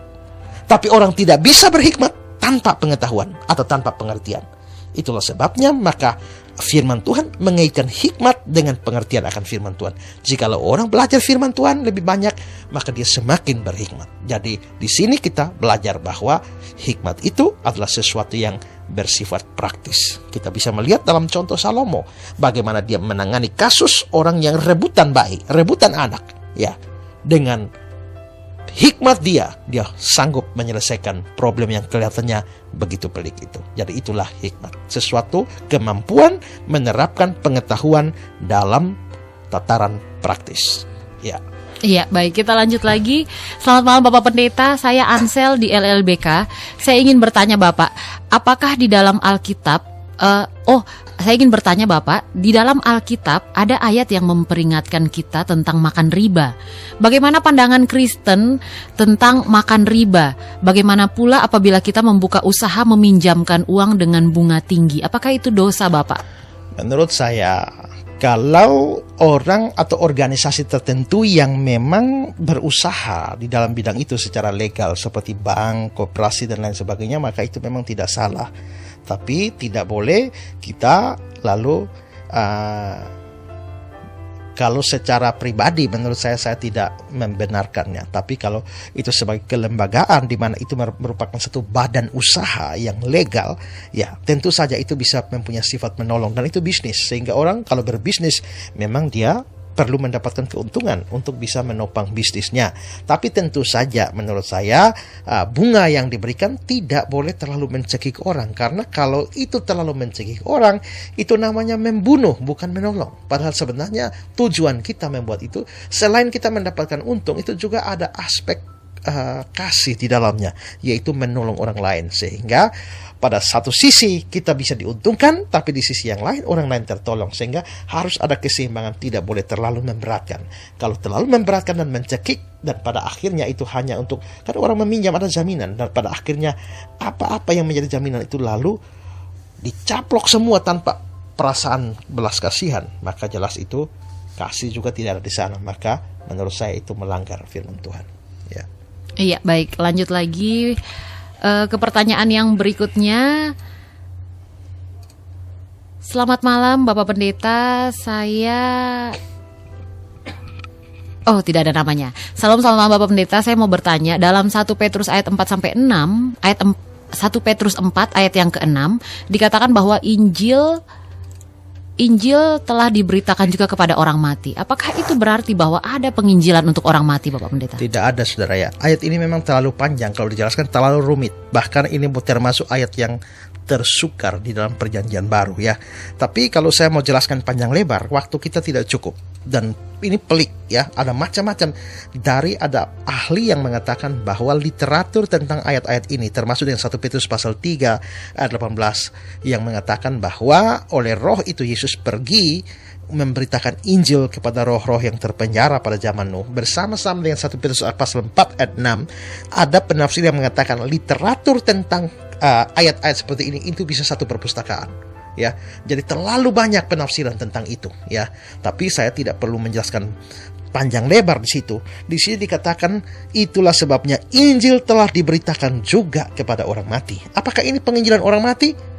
Andreas Samudra menggunakan ayat ini untuk melakukan penginjilan bagi orang mati. Tapi ini salah, saudara. Karena apakah Injil diberitakan juga pada orang mati? Kalau dikatakan Injil diberitakan pada orang mati, maka itu melawan atau melanggar firman Tuhan yang lain. Karena misalnya dalam Mazmur dikatakan, dapatkah kasihmu diberitakan kepada dunia orang mati? Jelas jawabannya tidak. Juga manusia itu dikatakan bahwa kita akan mempertanggungjawabkan apa yang kita buat selama kita hidup. Atau dalam bahasa Inggrisnya in the body, di dalam tubuh. Jadi artinya bahwa perbuatan-perbuatan kita itu akan dihakimi. Yang akan dihakimi itu adalah waktu kita hidup atau waktu kita dalam tubuh. Tapi setelah kita mati, itu sudah tidak ada pengaruh. Itulah sebabnya Injil, pemberitaan Injil itu sesuatu yang urgen. Kenapa kita betul-betul getol, betul-betul mati-matian untuk beritakan Injil? Karena kalau orang sudah mati, sudah tidak ada kesempatan, tidak ada second chance lagi. Nah, tapi kalau memang Injil bisa diberitakan pada orang mati bisa terima Injil, untuk apa kita repot-repot untuk beritakan Injil? Tidak usah terlalu repot kalau beritakan Injil waktu dia hidup. Tunggu mati saja, baru kita beritakan Injil. Nah, tapi di sini bukan dengan demikian, maka tidak bisa diartikan bahwa Injil memang diberitakan pada orang-orang yang sudah almarhum atau almarhumah. Tidak. Nah, kalau begitu apa arti ayat ini? Itulah sebabnya Injil diberitakan juga kepada orang mati. Waktu Injil diberitakan, orang-orang itu belum mati. Tapi kenapa disebut orang-orang mati di sini? Karena waktu Petrus menulis surat 1 Petrus ini, orang-orangnya sudah mati. Jadi waktu Injil diberitakan, orang-orangnya masih hidup. Tapi pada waktu Petrus menulis surat ini, orang-orangnya sudah mati. Maka dengan meninjau ke belakang, lalu Petrus mengatakan, Injil diberitakan juga kepada orang mati. Saudara jangan merasa aneh bahwa, bagaimana Petrus bisa menulis dengan cara seperti itu? Itu hal yang biasa dalam kitab suci. Kalau kita melihat cerita Injil Matius misalnya ya, dalam daftar murid-murid Yesus, ya, itu Yesus memilih murid-muridnya. Yesus memilih 12 rasul untuk mengikuti dia dalam memberitakan Injil. Nah, lalu saya baca ya, Matius 10 ayat 1. Yesus memanggil ke-12 muridnya dan memberi kuasa kepada mereka mengusir roh-roh jahat dan melenyapkan segala penyakit dan segala kelemahan. Jadi ini masih cerita, ini Yesus belum mati nih. Yesus belum disalib ini. Ini masih dalam pelayanan, tapi dia memanggil 12 murid, lalu melengkapi mereka untuk pelayanan. Lalu ayat 2 mengatakan, inilah nama ke-12 rasul itu. Pertama, Simon yang disebut Petrus, Andreas saudaranya, Yakobus, anak Zebedeus, Yohanes saudaranya. Ayat 3, Filipus, Bartolomeus, Thomas, Matius pemungut cukai, Yakobus anak Alfeus, Tadeus, Simon orang Selot, dan Yudas Iskariot yang mengkhianati dia. Padahal pada waktu itu, Yudas belum mengkhianati. Yudas baru mengkhianati nanti. Tapi pada waktu Matius pasal 10, pasti cerita tentang awal pelayanan Yesus, sudah dibicarakan tentang Yudas yang mengkhianati. Tapi tidak bicara tentang Yudas yang akan mengkhianati. Tapi seolah-olah ini sudah terjadi pada bentuk past, ya, bentuk aorist. Yudas Iskariot yang mengkhianati dia. Padahal dari alur ceritanya, Yudas belum mengkhianati karena masih awal pelayanan Yesus. Nah, maka itu memang gaya tulisnya begitu. Karena itu maka tidak aneh bahwa orang-orang itu pada waktu diinjili, mereka belum mati. Tapi karena itu ditinjau dari saat Petrus menulis suratnya, maka Petrus mengatakan sesuai dengan masanya. Maka dia mengatakan Injil diberitakan kepada orang-orang mati. Ya, itu artinya. Iya, baik. Dan kawan, sebelum kita lanjut lagi ke pertanyaan yang berikutnya, Jessica mau puterin satu lagu dari Gracia. Dan sesudah itu kita akan kembali dengan pertanyaan-pertanyaan kawan lainnya di SMS 0821 4494 2696. Kita lanjut lagi ke pertanyaan yang berikutnya. Salam, selamat malam Bapak Pendeta.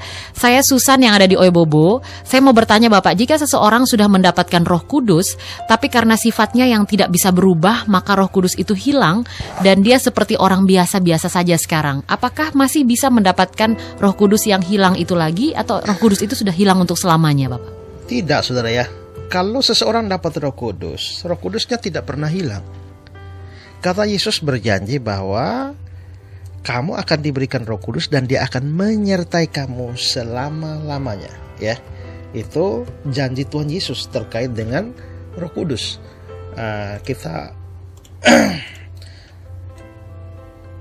di dalam Yohanes pasal yang ke-14 ayat yang ke-16, aku akan minta kepada Bapa dan dia akan memberikan kepadamu seorang penolong yang lain, itu pasti Roh Kudus, supaya dia menyertai kamu selama-lamanya. Ya, jadi di sini kita bisa lihat bahwa Roh Kudus yang diberikan itu menyertai kamu selama-lamanya. Jadi Roh Kudus tidak mungkin meninggalkan kita, orang yang sudah percaya Yesus dan terima Roh Kudus. Nah, memang konsep ini berbeda dengan konsep perjanjian lama. Pneumatologi itu adalah doktrin tentang Roh Kudus. Pneumatologi perjanjian lama itu berbeda dengan pneumatologi perjanjian baru. Kalau pneumatologi perjanjian lama itu adalah bahwa apabila seseorang mau dipakai oleh Tuhan, maka dia akan dihinggapi dengan roh, atau roh menghinggapi dia sehingga dia diberikan satu kemampuan khusus untuk melakukan apa yang Tuhan kehendaki.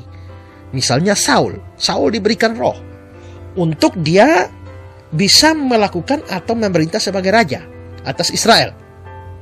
Tapi apabila orangnya berdosa, apabila orangnya menjadi tidak taat, maka roh itu dicabut dari orang itu. Itulah sebabnya kita membaca di dalam ayat Alkitab, lalu roh Tuhan meninggalkan Saul. Berarti roh Tuhan itu bisa meninggalkan seseorang. Demikian juga Daud pada waktu dia berzina dengan Batsyeba. Dan kita melihat dalam doa pengakuan dosanya dalam Mazmur pasal yang ke-51, dia mengungkapkan kata-kata di sana, dia bilang, jangan ambil rohmu daripadaku. Ya, mengapa Daud berdoa seperti itu? Jangan ambil rohmu daripadaku, karena pada zaman perjanjian lama, memang kalau orang berdosa, maka Roh Kudus bisa ditarik dari orang itu. Nah, itulah sebabnya. Maka Mazmur 51, ya, jangan ambil rohmu daripadaku, itu tidak relevan dipakai di dalam doa pengakuan dosa dari kita sekarang orang-orang Kristen. Pernah di gereja saya, pemimpin liturgi waktu doa pengakuan dosa, dia lalu hanya membaca Mazmur 51 ini, yaitu Mazmur pengakuan dosa. Sampai ayat 13, jangan membuang aku dari hadapanmu, jangan mengambil rohmu yang kudus daripadaku. Setelah itu saya tegur, saya bilang jangan pakai Mazmur 51, karena itu adalah pengakuan dosa. Boleh pakai yang lain, tapi khusus ayat 13, jangan ambil rohmu daripadaku, itu tidak cocok dengan konsep perjanjian baru. Mengapa? Karena konsep perjanjian baru, seperti saya bilang tadi dalam Yohanes pasal 14 ayat 16, Roh Kudus diberikan, itu akan selama-lamanya. Lah, kalau memang dalam perjanjian lama, kalau seseorang berdosa, Roh Kudus meninggalkan dia, bagaimana dengan perjanjian baru? Kalau memang Roh Kudus itu tidak meninggalkan kita, bagaimana dengan kalau kita berdosa? Ya, bagaimana dengan kalau kita hidup tidak sesuai dengan kehendak Tuhan?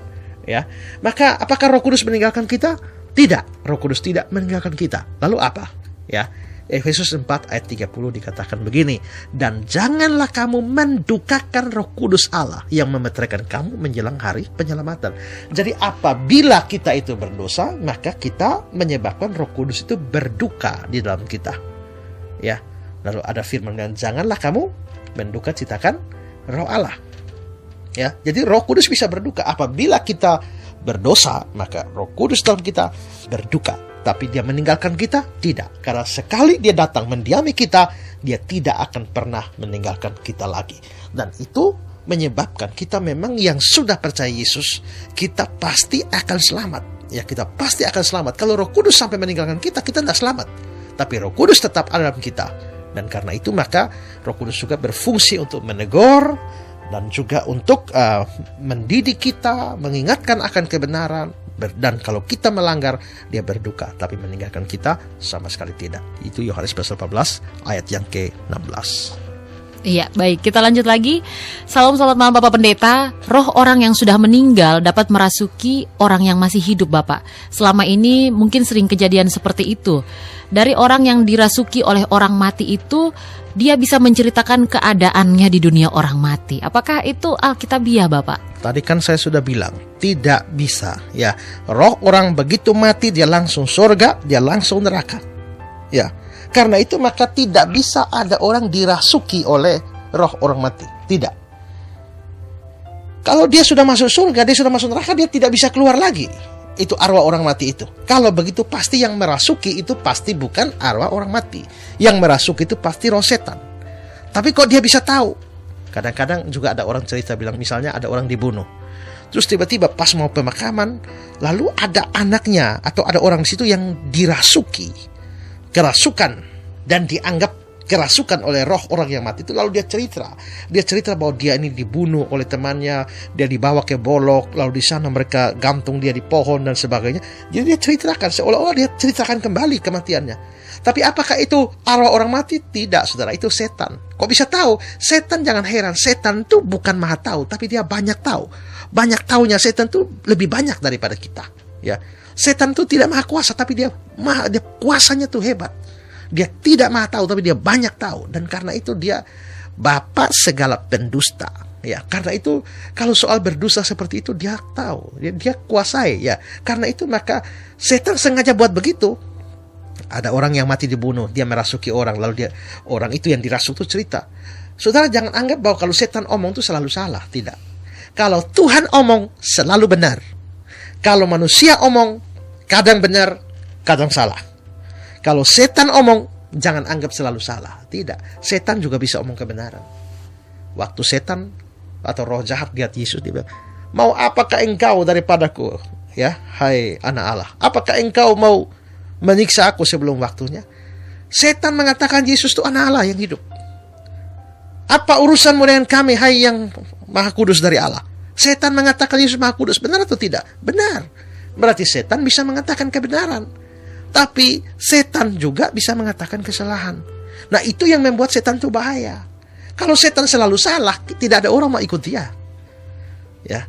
Tapi setan itu memvariasi. Kadang-kadang dia omong benar, benar, salah, benar, salah, benar. Supaya apa? Kalau dia kasih benar, banyak orang sudah percaya, tahu-tahu dia kasih satu salah. Maka banyak orang ikut. Nah, demikian juga setan itu dia bisa mengatakan hal yang benar. Tentang orang itu mati karena digantung, mati karena dibunuh, apa dia bisa cerita, dan itu bisa benar.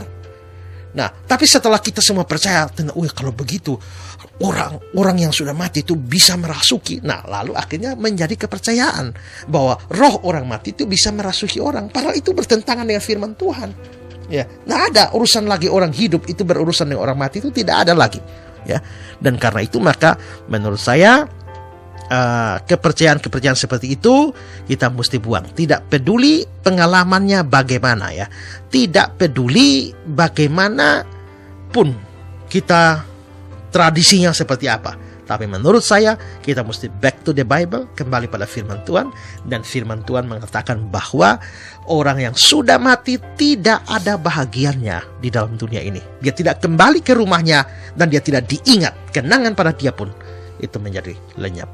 Tidak ada bahagian lagi di bawah matahari, kata pengkhotbah. Baik, kita lanjut lagi.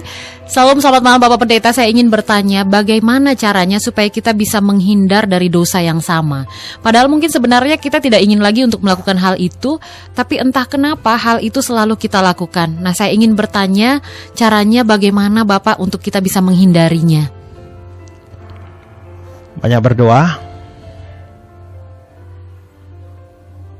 banyak belajar firman Tuhan, dan juga menjaga pergaulan. Misalnya ya, pemabuk itu, seorang misalnya mabuk, dia tahu kelemahannya mabuk. Nah, tapi kalau dia bertemannya dengan dia, lalu dia bilang, sekarang saya bertobat. Nah, setelah saya bertobat, tapi dia ngumpulnya sama pemabuk terus, sangat besar kemungkinan dia mabuk lagi. Ya. Seorang pemfitnah atau tukang gosip, nah, sekarang saya mau bertobat.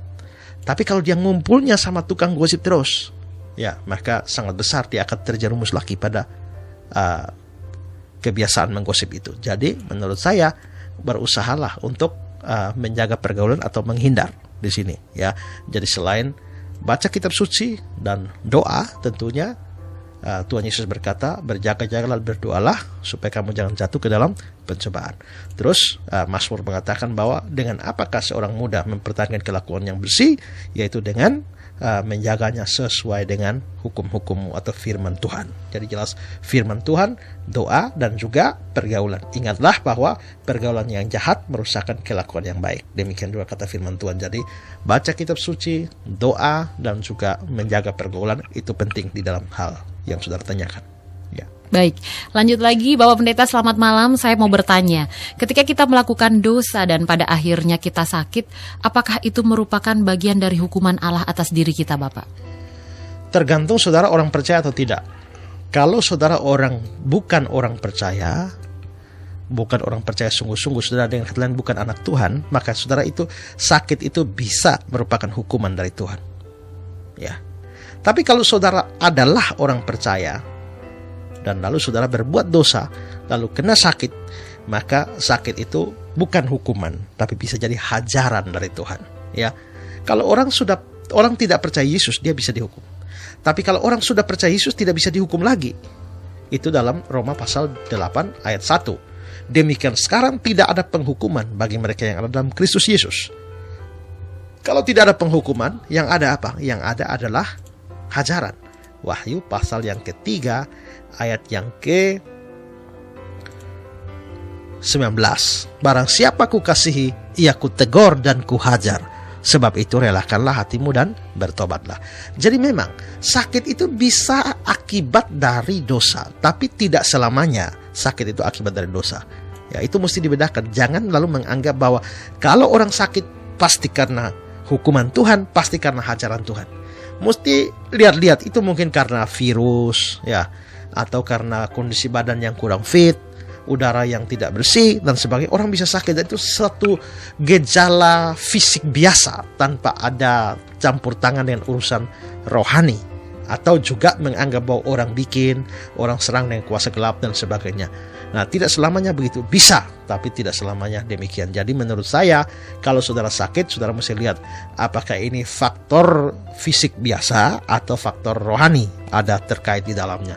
Dan di situ kita harus mengintrospeksi diri untuk menilai apa yang terjadi, apa yang merupakan penyebabnya. Ya. Iya, lanjut lagi. Selamat malam Bapak Pendeta, saya mau bertanya, dosakah apabila kita umat Kristiani belum melakukan puasa, Bapak Pendeta? Tidak, saudara, ya. Tidak ada perintah bagi kita untuk puasa. Ya, puasa itu merupakan suatu syariah agama Yahudi. Lalu akhirnya dilanjutkan oleh Islam. Tapi orang Kristen itu tidak merupakan syariah agama bahwa kita mesti puasa. Tidak. Puasa dalam Alkitab itu, dalam Kristen itu lebih kepada suatu keputusan pribadi atau disiplin rohani. Orang boleh memilih untuk berpuasa, tapi tidak harus. Jadi orang kalau mau puasa tidak dilarang. Tapi kalau orang tidak puasa, dia tidak berdosa. Karena tidak ada perintah untuk itu. Jadi kalau orang mungkin dalam pergumulan tertentu, dia memilih untuk berdoa dan berpuasa, ya silakan. Ya. Tapi kalau dia tidak mau berpuasa pun, itu bukan sesuatu dosa. Nah, beda dengan kalau puasa menjadi suatu syariah agama, seperti yang ada pada agama Yahudi maupun juga agama Islam. Maka itu syariah, sehingga apabila tidak melakukan berdosa. Tapi kekristenan tidak menjadikannya sebagai syariah. Itu hanya pilihan.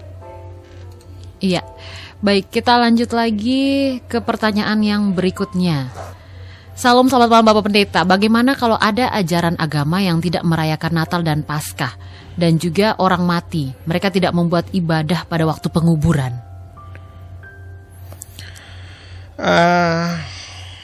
Kalau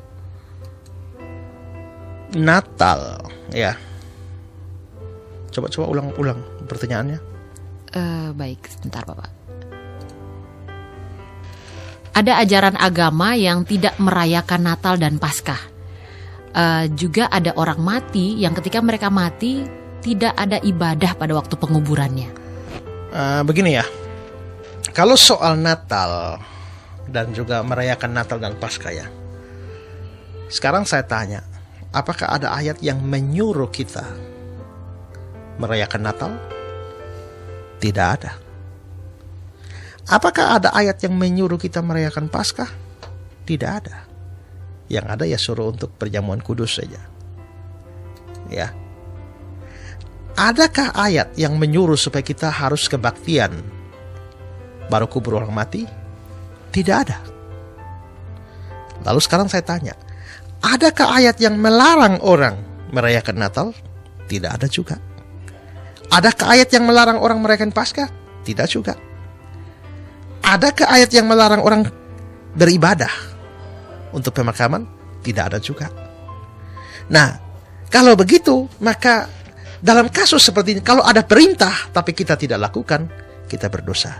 Kalau ada larangan tapi kita melakukan, kita berdosa.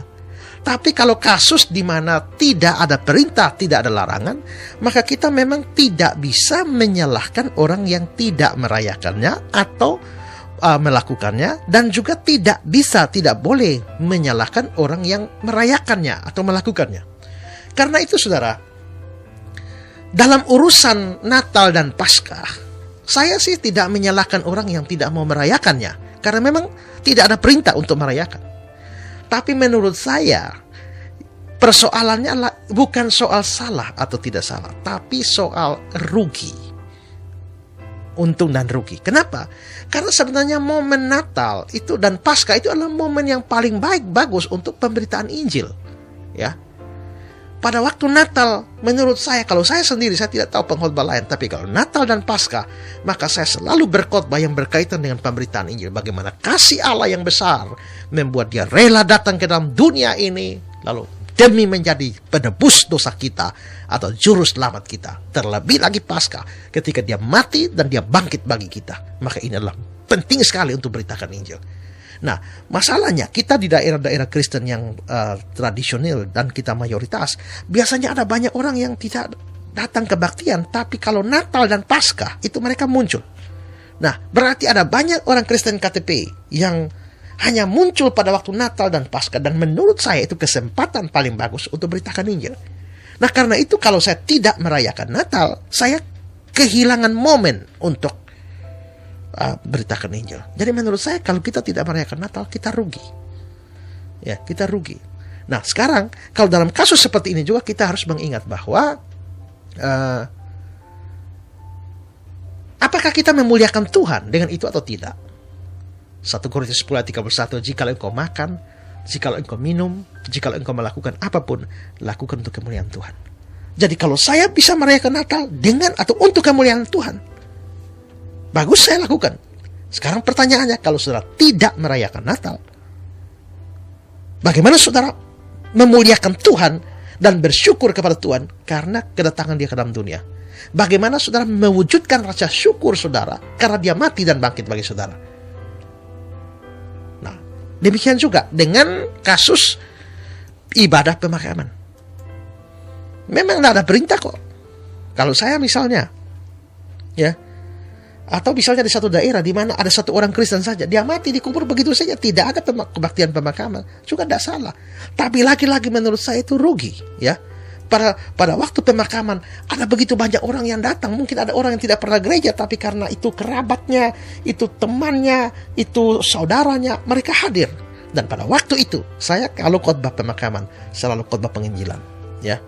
Dan saudara-saudara, ada orang yang pernah saudaranya mati, dia berkepercayaan lain, beragama lain. Tapi saya waktu itu saya yang berkhotbah. Saya beritakan Injil, tapi orang itu sekarang jadi jemaat saya. Ya, kenapa? Dia mengaku bahwa dia jadi kepengen tahu Yesus lebih dalam. Waktu dengar saya khotbah pada acara pemakaman pamannya atau omnya. Ya, jadi di situ menurut saya kalau kita tidak melakukannya, bukan salah ya, karena Alkitab juga tidak menyuruh kita, tapi kita rugi. Dan kalau kita bisa pakai itu untuk memuliakan Tuhan, Mengapa kita tidak pakai? Kalau kita bisa memakai perayaan Natal, Paskah, ibadah pemakaman untuk beritakan Injil, untuk memenangkan orang bagi Tuhan, membawa orang kepada Tuhan, mengapa kita tidak pakai? Kita tidak lakukan. Itu rugi menurut saya. Nah, tapi kalau orang tidak merayakan Natal, lalu mereka menyerang orang yang merayakan Natal, saya hadapi orang seperti itu. Ya. Dan ada orang-orang yang tidak merayakan Natal dengan menuduh bahwa orang yang merayakan Natal itu sama dengan merayakan kekafiran. Karena sejarah Natal itu berlatar belakang kafir, ada penyembahan dewa matahari dan sebagainya.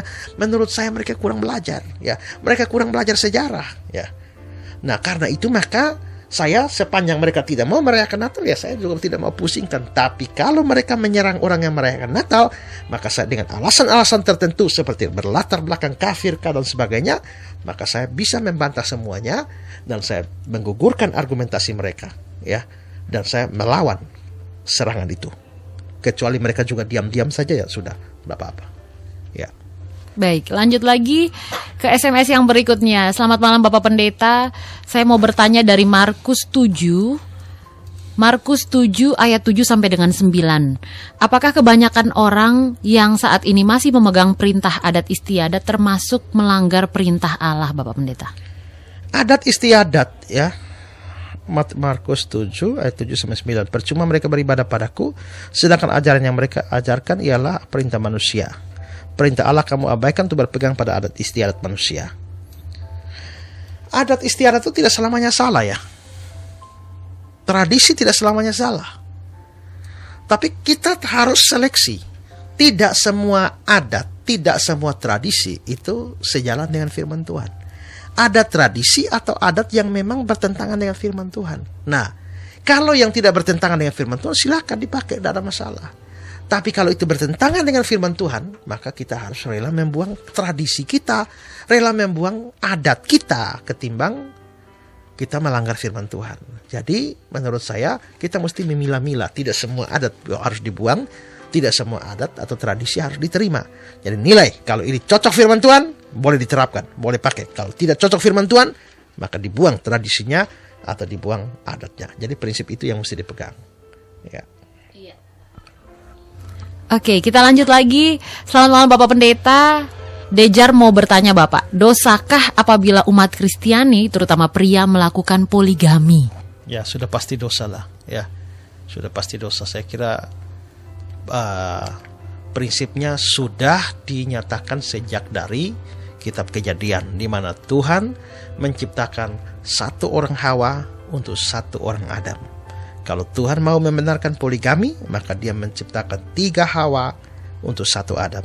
Tapi bahwa dia menciptakan 1 Hawa saja untuk satu Adam, lalu memberkati mereka, jelas Tuhan menekankan pernikahan monogami. Dan juga di dalam perjanjian baru, kita bisa lihat bahwa ada satu prinsip bahwa sepanjang suami dari seorang wanita masih hidup, dia terikat kepada suaminya. Apabila sudah mati, bahwa dia bebas dari suaminya. Artinya adalah bahwa Tuhan menetapkan monogami. Juga di dalam surat 1 Timotius itu ada perintah-perintah Paulus yang berkenaan dengan syarat-syarat diaken atau penatua jemaat.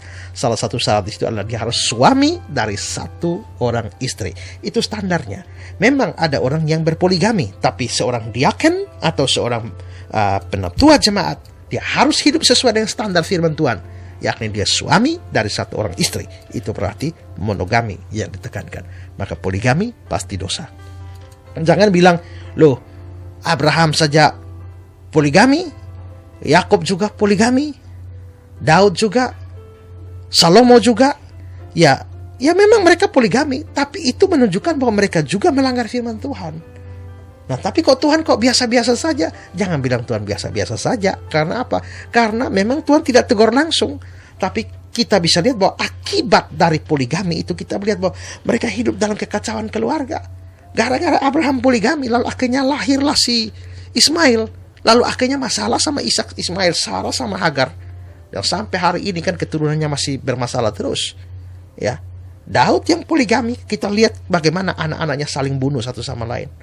Ya, jadi Salomo juga poligami. Apa yang terjadi? Ya, maka dia terseret ke dalam penyembahan berhala dari istri-istrinya yang kafir itu. Dan akibat dari itu kerajaan Israel terpecah menjadi 2, kerajaan utara selatan, dan berdampak kepada sejarah yang panjang dari bangsa Israel.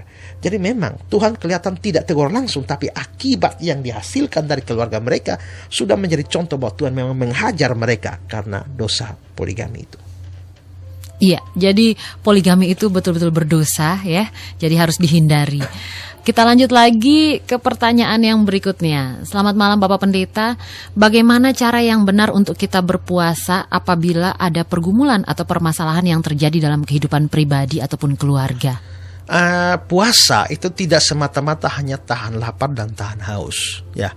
Karena kalau hanya sekedar tahan lapar dan tahan haus pun, ada banyak orang miskin yang puasa 2-3 hari, 4 hari, dan seterusnya. Jadi menurut saya, puasa itu tidak terletak pada urusan tahan lapar atau tahan minumnya. Tahan lapar dan tahan minum hanyalah salah satu bentuk atau ekspresi bahwa kita mengesampingkan urusan kita yang berkaitan dengan fisik dan lebih mengkonsentrasikan diri kepada hubungan dengan Tuhan atau persekutuan dengan Tuhan. Nah, saya tidak melihat bahwa Alkitab memberikan gambaran yang detail soal puasa, ya. Tapi kalau melihat bahwa puasa itu adalah persekutuan kita dengan Tuhan dan kita mengesampingkan banyak urusan duniawi kita dan mau lebih banyak waktu dengan Tuhan. Saya sendiri punya pengalaman berpuasa. Kalau saya puasa begini, saudara ya. Nah, ini saudara tidak harus ikut, ini kan cuma pengalaman saya saja, ya kan. Nah, kalau saya berpuasa, maka saya biasanya menentukan waktu untuk berdoa. Jadi misalnya kalau saya mulai puasa dari jam 8 pagi sampai jam 8 malam, maka jam 8 itu saya berdoa. Saya biasa siapkan pokok doa. Misalnya saya mau doa ini. Saya sudah tulis doa ini 1, 2, 3, 4, 5, 6, 10 pokok doa. Itu yang mau saya bawa terus kepada Tuhan. Jam 8 saya berdoa, lalu saya berjalan terus. Misalnya doanya 15 menit. Lalu jam 10 saya berdoa lagi. Doa yang sama saya doakan selama 15 menit. Lalu jam 12 saya doakan lagi. Jam 2 saya doakan lagi. Jam 4 saya doakan lagi. Jam 6 sampai jam 8 saya tutup. Nah, dalam doa itu saya ada membaca firman Tuhan. Saya memuji Tuhan, lalu saya berdoa. Baca Alkitab, memuji Tuhan, baca Alkitab, dan berdoa. Jadi sepanjang saya berpuasa itu, saya banyak membaca firman Tuhan dan merenungkan firman Tuhan.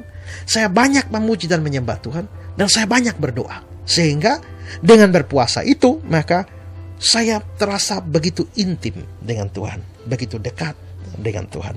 Nah, kalau saya seperti itu.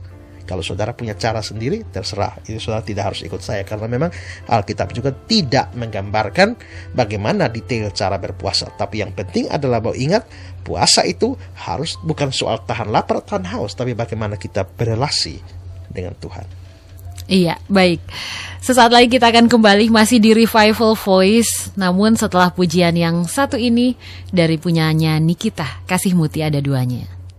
96 SKFM Suara Kupang. Kembali lagi masih di Revival Voice dan tersisa kurang lebih 5 menit ke depan ya, waktu kita sangat singkat.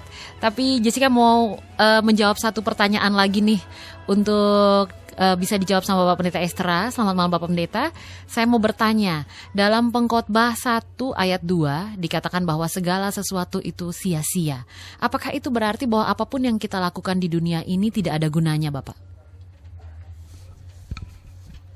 Tidak ya saudara ya. Kita mesti tahu konteks pengkhotbah dulu. Itu ditulis oleh siapa? Itu ditulis oleh Salomo. Salomo ini orang yang pernah mempunyai hikmat yang besar. Kalau kita lihat cerita bagaimana dia diberikan hikmat oleh Tuhan yang luar biasa, sehingga dia bisa memecahkan persoalan atau mencari solusi dari masalah-masalah yang dihadapi pada waktu dia memimpin kerajaannya, itu luar biasa. Lalu hikmat Salomo itu dituangkan di dalam kitab Amsal, sehingga kita bisa belajar banyak hal tentang hikmat. Tapi Salomo sendiri sekalipun menjadi orang yang berhikmat, tapi dia juga akhirnya jatuh ke dalam dosa pada waktu dia berpoligami. Ada orang yang juga ada yang mengirim pertanyaan, tanya poligami itu apa atau monogami itu apa. Poligami itu artinya beristri lebih dari satu, ya. Kalau monogami ya beristri satu saja, ya. Nah, kalau Salomo itu berpoligami, nah Maka lalu akhirnya kita bisa lihat bahwa dia itu kejatuhan dia. Karena kejatuhan dia, maka lalu akhirnya dia sendiri hancur, jatuh ke dalam penyembahan berhala dan lain sebagainya. Sehingga pada waktu tuanya dia lalu melihat bahwa ternyata hidupnya ini dia boleh mencapai sukses dan melakukan begitu banyak hal. Tapi begitu dia meninggalkan Tuhan, maka apapun yang dilakukan menjadi tidak mempunyai arti apa-apa, menjadi tidak bermanfaat apa-apa, menjadi sia-sia. Jadi dari konteks itu kita melihat bahwa kitab pengkhotbah itu Salomo menilai segala sesuatu dalam kacamata tanpa Allah. Jadi kalau tanpa Allah atau tanpa Tuhan, maka segala sesuatu menjadi sia-sia. Sia-sialah kamu buat begini, sia-sialah kamu buat begitu. Kamu belajar tapi semua sia-sia. Kamu berusaha berjerih payah tapi semua sia-sia. Bukan berarti bahwa semuanya sia-sia dalam pengertian tidak ada manfaat apa-apa, tidak. Tapi maksudnya adalah dari konteksnya, kalau kita melakukan segala sesuatu tapi tanpa Allah di dalamnya, maka semuanya menjadi sia-sia. Itu konteksnya. Iya, baik. Dan pertanyaan tadi menjadi akhir dari Revival Voice kita malam hari ini. Dan jangan khawatir kawan, minggu depan kita masih akan ada lagi di hari yang sama setiap hari Kamis, di jam yang sama setiap jam 8 malam sampai dengan jam 10 malam. Tentunya ada saya Jessica dan juga Bapak Pendeta Esra. Namun sebelum kita mengakhiri Revival Voice kita malam hari ini, Bapak Pendeta akan memimpin kita dalam doa. Kita berdoa. Tuhan, terima kasih Tuhan karena Tuhan boleh pimpin kami dalam program Revival Voice. Kurang lebih 2 jam sudah kami pakai untuk belajar firman Tuhan melalui pelajaran tentang pengakuan iman rasuli dan juga telah menjawab pertanyaan-pertanyaan yang masuk. Kiranya Tuhan boleh melengkapi kami dengan pengertian akan firman Tuhan sehingga kami semakin mengerti kebenaran firman Tuhan. Terima kasih Tuhan. Biarlah Tuhan boleh memberkati semua pendengar, memberkati kami di studio supaya kami semakin hari semakin bertumbuh di dalam pengenalan kami akan kebenaran. Berkati radio ini supaya semakin hari radio ini semakin besar dan boleh mempermuliakan nama Tuhan melaluinya. Terima kasih Tuhan. Semua kru yang ada bekerja di Radio Suara Kupang, kami berdoa Tuhan berikan kepada mereka juga sukacita, kekuatan, kesehatan untuk melakukannya dengan baik. Dalam nama Yesus kami berdoa. Amin. Baik kawan, sampai jumpa lagi minggu depan. Selamat malam dan Tuhan Yesus memberkati.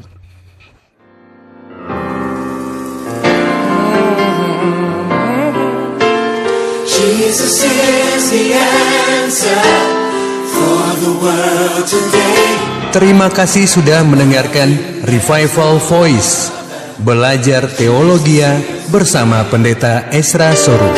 Jesus is the answer for the world today. Above him there's no other. Jesus is the way. Revival Voice, belajar teologia bersama Pendeta Esra Soru setiap hari Kamis jam 8 malam di 96 SKFM Musik dan Informasi. Jesus is the way.